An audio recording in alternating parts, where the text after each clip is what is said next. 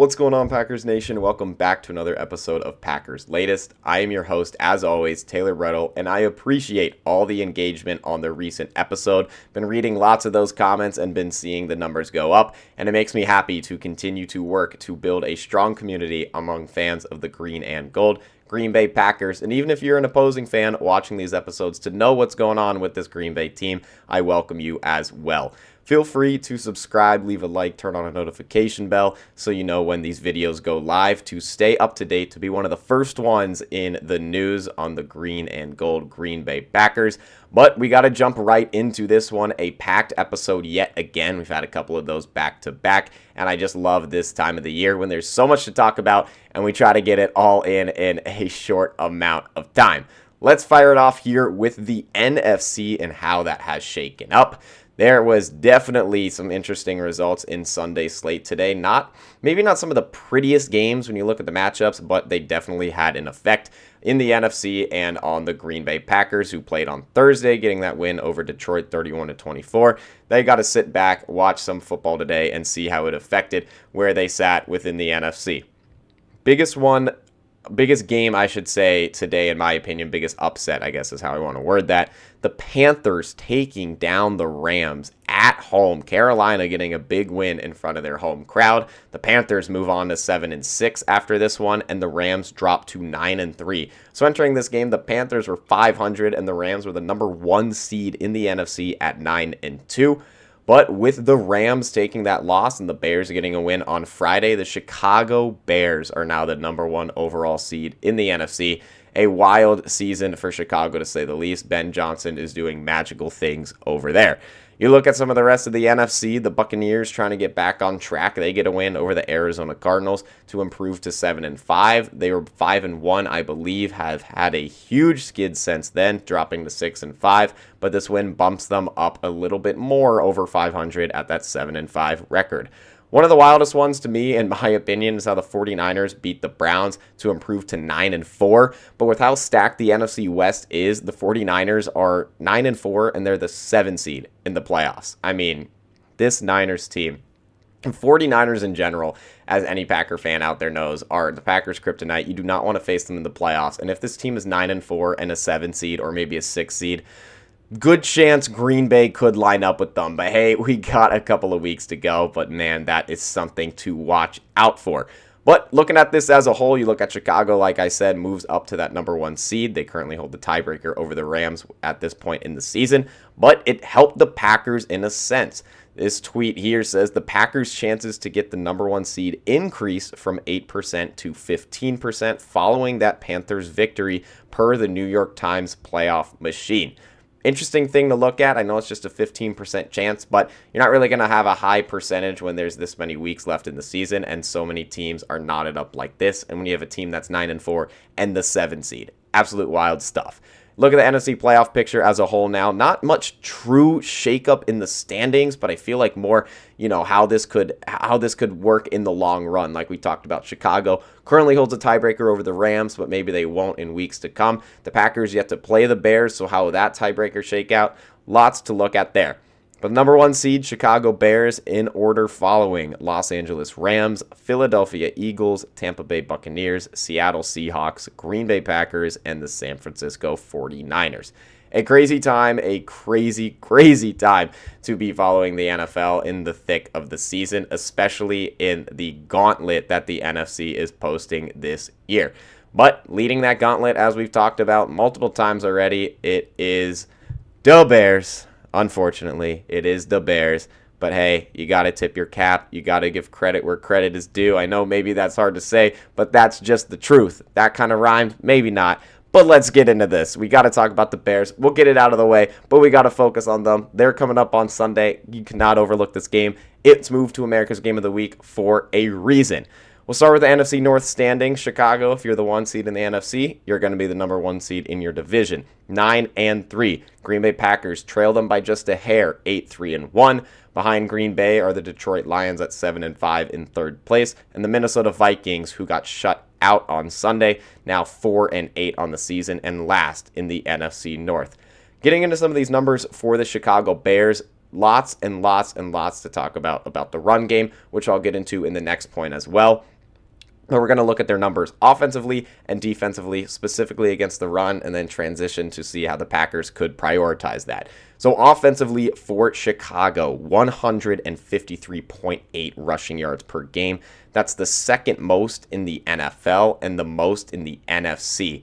That is definitely where they are strong. You even have guys like Kyle Monangai out of Rutgers starting to produce in that as well, even with Swift back. That makes it a scary backfield. And then you have Caleb Williams, a very mobile quarterback, to contribute there as well. You look at their overall yards per game, averaging 374.3. That's the sixth most in the NFL and the third most in the NFC. And now we're going to move on to the defensive side, where it's kind of an opposite story. It's almost like they're playing against themselves with how much they're allowing on the ground. You look against them while they are on defense, 133.8 rushing yards allowed per game. That is 27th in the NFL. You look at their overall yards allowed per game, 359. That's also 27th in the NFL.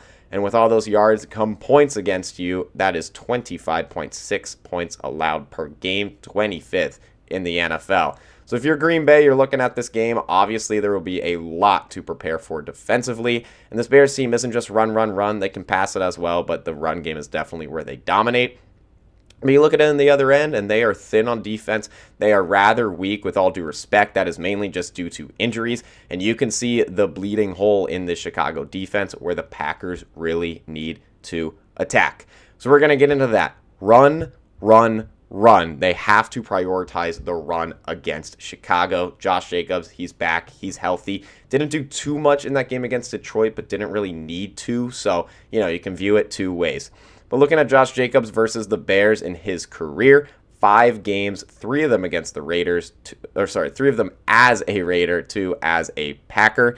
In his 3 games with the Raiders, which were 2019, 2021, and 2023, 52 carries, 206 yards, and 3 touchdowns. You look in his 2 games with the Packers, 24 carries, 120 yards, and 2 touchdowns. His most recent game, while he was a Green Bay Packer facing the Chicago Bears, was that Week 18 game last season, where a lot of Packers players got time in it, but really didn't stick it out for the full game. Kind of just want to, get them in there, keep them on track, hopefully not get them hurt like Christian Watson unfortunately did. Josh Jacobs luckily able to leave that game healthy with just 6 carries, but went for 44 yards. So, some pretty promising signs there. Unfortunate, it's a game where he was going to have limited minutes, limited snaps, whatever you want to call it. Just 6 of those carries, but it did go for 44 yards. The other game when he was a Packer, I know I've mentioned both of them combined, but kind of separating it, it was 18 carries for 76 yards and a touchdown. Pretty solid game, but if you notice a trend among all these, not many yards per carry. I think just around 4. Can't do that math in my head in the moment if we want to break down game by game, but it probably ranges just around 3 to 4 yards amongst all of those, outside of that one game with 6 carries for 44 yards. So this will definitely be something for the Packers to prioritize, and I don't mean to just talk about Josh Jacobs. You got Emmanuel Wilson, who's shown a lot. You got Chris Brooks, who's great at blocking and has shown a good amount of stuff on the ground. And hey, maybe Jordan Love will try to do some stuff with his feet. Just make sure to slide, because he doesn't really do that much, and we don't want him to get hurt like he did against the Giants. Luckily, he's okay. But beside the point, you look at these injuries for Chicago. You look at the starters. Starting right defensive end, Dominique Robinson was out against Philadelphia. You look at their linebackers. All 3 main starters were out against Philadelphia. In Ruben Hypolite II, I believe I'm pronouncing that right. Maybe not. You guys can correct me down below. TJ Edwards and Noah Sewell. You got all of those guys injured. That is 4 starters on the defensive line, and the defensive backs, like all that would plug that gap, are all injured. And that is something to note, especially with how they are winning with all these injuries as well. It could be a different story. Oh, they're hurt. Maybe when they're healthy, they'll get some wins. No, they're winning. They're beating teams like the Eagles, who are now 8-4 after a loss with all of these injuries. But I was trying to find a trend with Chicago and kind of the amount of rushing yards they allow per game. And if there's a trend like, oh, if they allow this amount, they usually lose. No, it's kind of random, which is also why this is really tough to guide despite those rankings. I'm going to go through their schedule and just tell you, the rushing yards allowed per game and the result. They allowed 240 rushing yards in one game. That was against the Raiders, but that was a game that they won 25-24. Second most rushing yards allowed in a game this season came against the Steelers with 186, and they also won that game 31-28. Then you finally get into the losses, allowed 177 yards in the game, both to the Ravens and to the Lions. Those both resulting in losses. One of them 30-16 to the Ravens, and the other 52-21 to the Lions. And then you go down the list, there's only one more loss within that mix. They allowed 120 to the Minnesota Vikings, but there's not really a trend where if they allow the certain amount of yards or certain amount of carries that results in a loss, there's really no trend. Maybe if you guys want to find one, leave it in the comments below. I would like to read that if you notice something that sticks out. But in their two games where they've allowed the most rushing yards, they resulted in wins. Third and fourth most, those were losses. And then you look at the rest of them, just one loss, kind of in the middle of the pack of that. So they've allowed 100 or more rushing yards in all games but 3.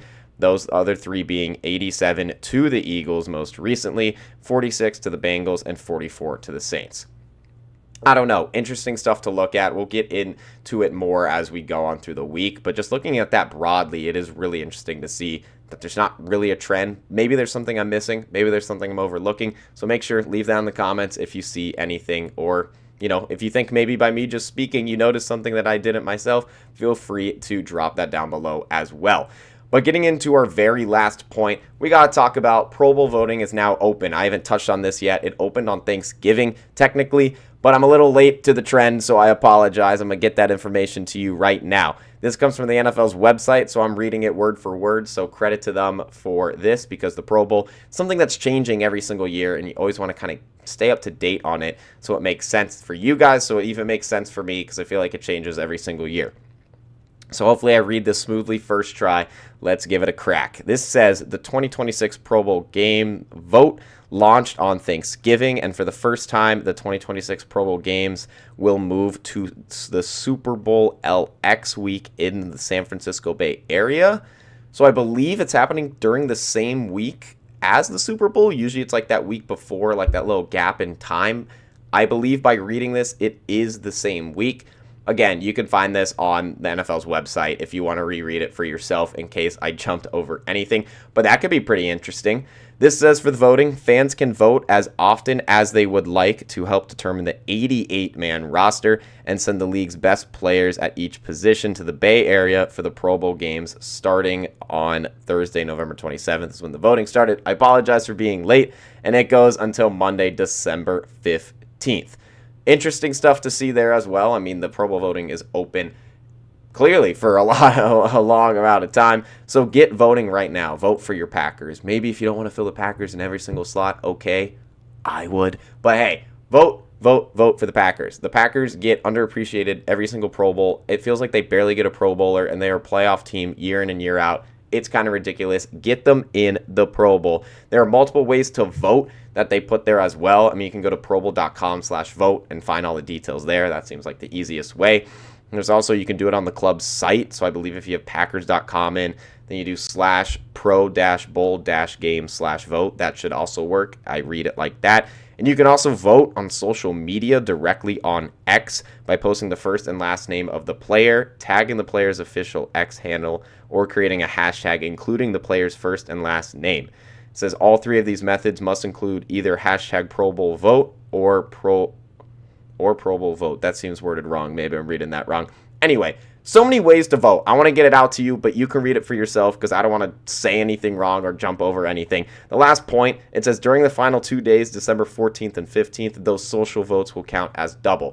So that's when you definitely should vote. And it seems like you can do it a limited amount of times. Usually I feel like they cap that, so maybe I read that wrong, but I think I kind of read that pretty smooth. I don't know. You can rate how I read that. I give it a B. Feels pretty smooth. Anyway, I'm going a little bit off track, but vote for your Packers. Again, so many Packers need to be in the Pro Bowl that aren't. I feel like we got some locks this season. Let's just start with Micah Parsons. That should hopefully be a lock. But hey, a guy like Jordan Love, he's just missed out. It seems like in those first 2 seasons, he's just missed out. But the interception issues are down, and I feel like if there's ever a season for it to happen, it could be now. Just not just 3 interceptions to his 19 touchdowns. Maybe he needs that touchdown number up a little bit, but hey, it's you in control of the voting for the Packers, so make sure to do that. Well, I've rambled a lot. This was a mouthful of an episode, but I hope it kept you entertained, and I hope it kept you informed on everything that you need to know about the green and gold Green Bay Packers. I'll have more episodes every single day this week coming up until the Bears game on Sunday. A big one, an NFC North showdown, and America's game of the week. But for me, Taylor Bretl, that is all I have for you for this episode. And as always, go Pack, go.